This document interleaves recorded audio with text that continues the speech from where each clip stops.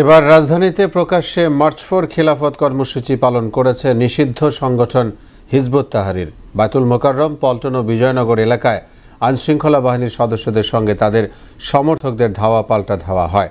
পরিস্থিতি নিয়ন্ত্রণে কাঁদানে গ্যাস ও sound grenade ছুড়ে পুলিশ। আটক করা হয় বেশ কয়েকজনকে। এবিরে আরও জানাচ্ছেন মুনতাসির মামুন।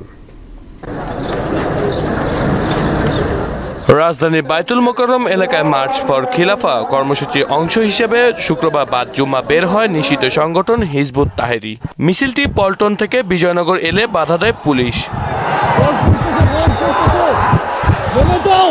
পুলিশের বাধা পার হয়ে মিছিলটি পল্টন মোড় পার হয়ে বিজয়নগর মোড়ের দিকে এগিয়ে গেলেই কাঁদানে গ্যাস, সাউন্ড গ্রেনেড ছুড়ে এবং লাঠিচার্জ করে পুলিশ ও সেনাবাহিনীর সদস্যরা। এতে ছত্রভঙ্গ হয়ে যায় মিছিলটি।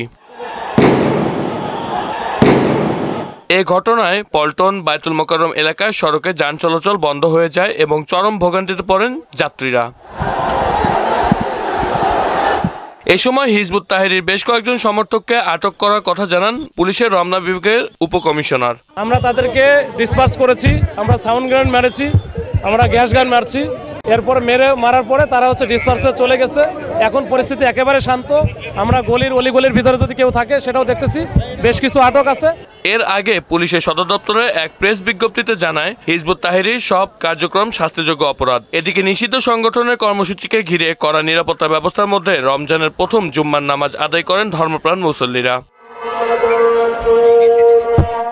তবে হিজবুত তাহরির কর্মসূচি মিশ্র প্রতিক্রিয়া জানান অনেকেই।